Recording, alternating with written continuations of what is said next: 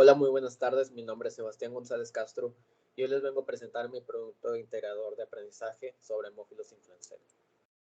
Para abrir el tema, presentamos el caso clínico sobre un masculino de 6 meses de edad sin antecedentes de importancia, el cual es llevado por su madre a urgencias por episodio de convulsiones.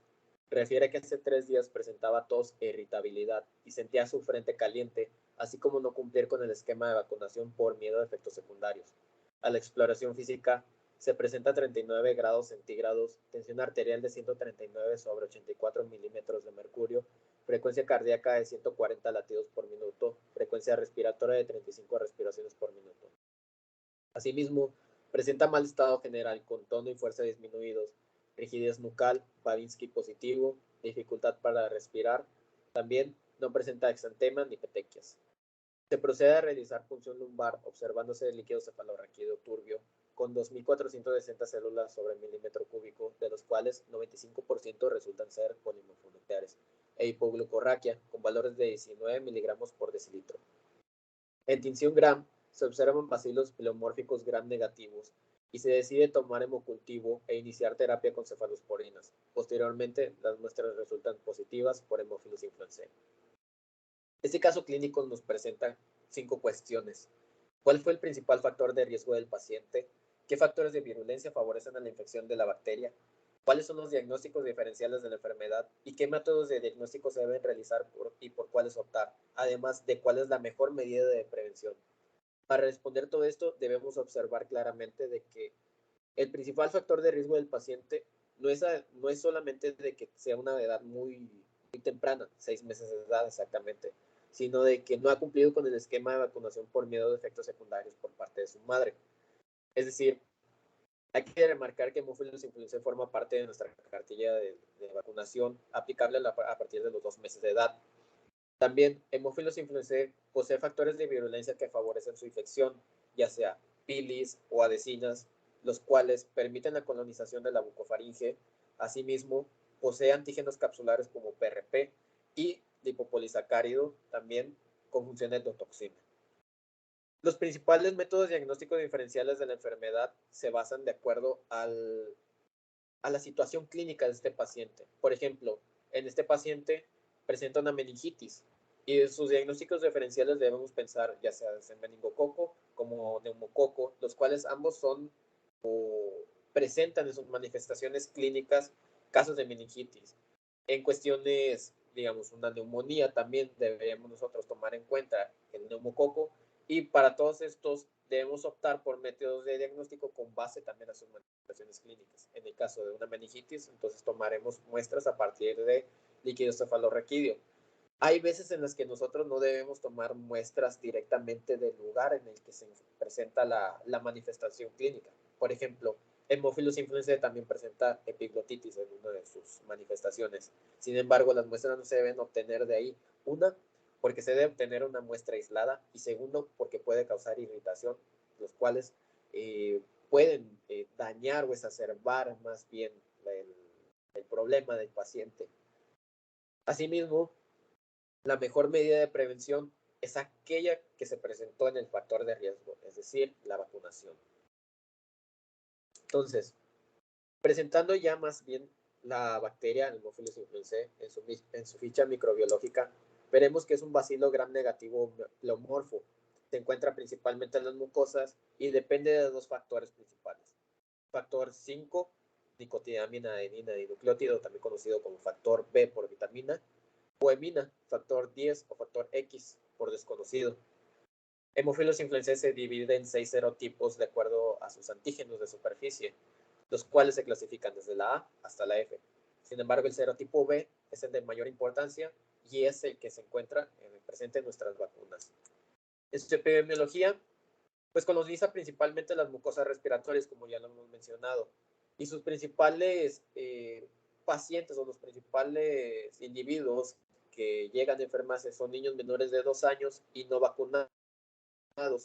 Asimismo, cabe remarcar que pacientes con enfermedad pulmonar obstructiva crónica o igual con pacientes con fibrosis quística tienen una predisposición a esta enfermedad, asimismo como pacientes inmunosuprimidos, con enfermedades previas, o aquellos pacientes que carecen de componentes del sistema de complemento capaces de obstaculizar bacterias encapsuladas.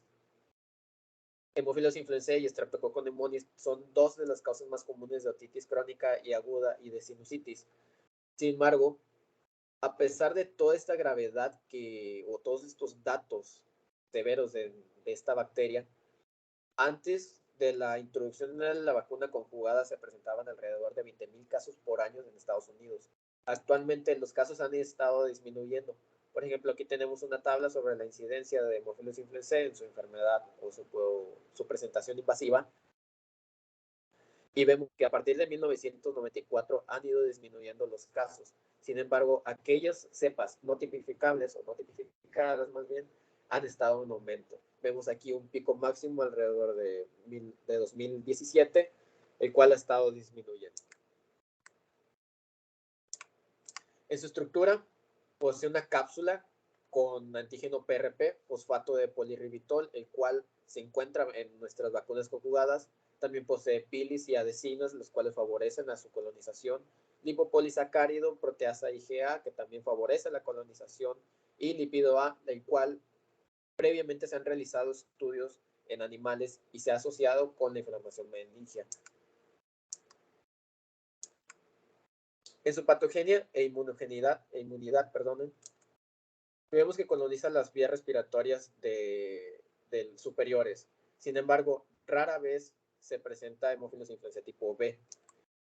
Los pilis y las adhesinas favorecen a la colonización y una vez que se encuentra adherida, los lipopolisacáridos alteran la función ciliar, los cuales no permiten remover el moco del epitelio y nos provoca una de las principales manifestaciones clínicas, lo cual sería la tos.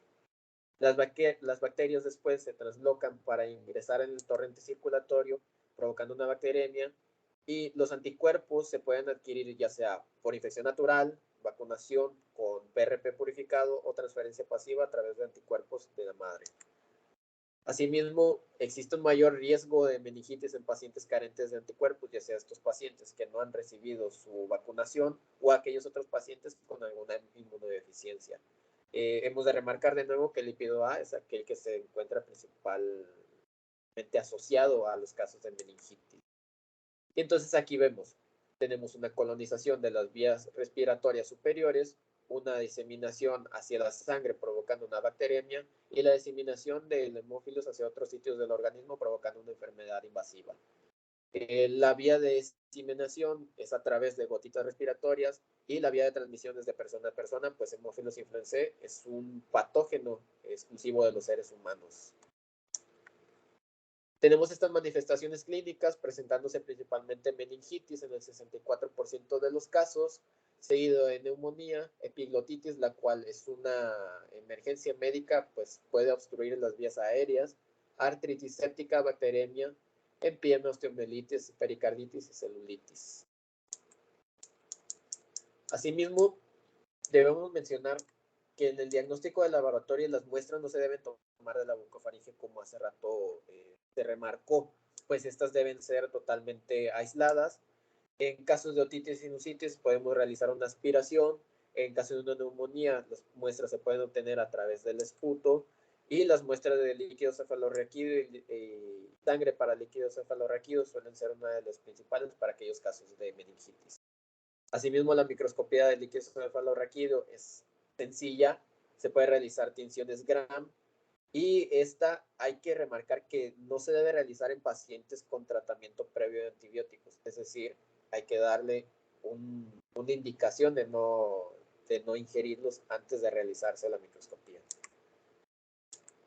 También se pueden realizar detección de antígenos por medio de PRP, aunque son más raros que los demás métodos de diagnóstico.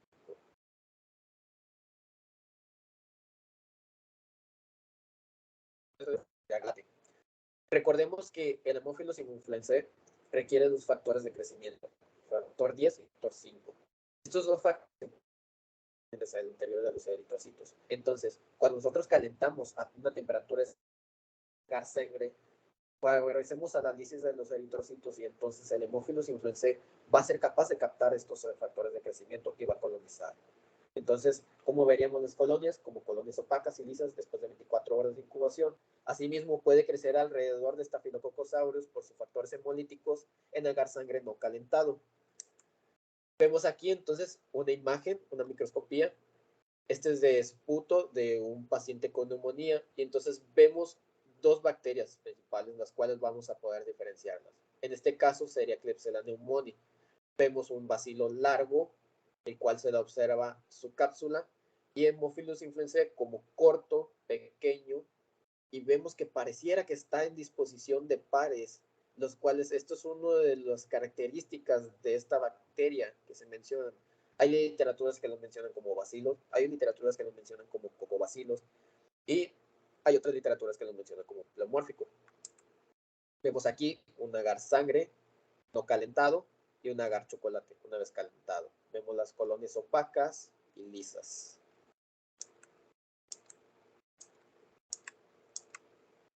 En la prevención, pues la prevención es sencilla, ya lo vimos, forma parte de nuestro esquema de vacunación.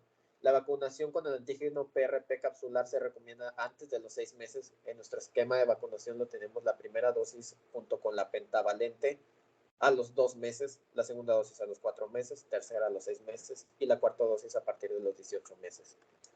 Es muy importante remarcar que en aquellos casos no aislados de Haemophilus influenzae, por ejemplo, en pacientes con interacción en escuelas, en guarderías, se debe realizar una profilaxis también con rifampicina. Esto es todo. Muchas gracias por ver. Gracias.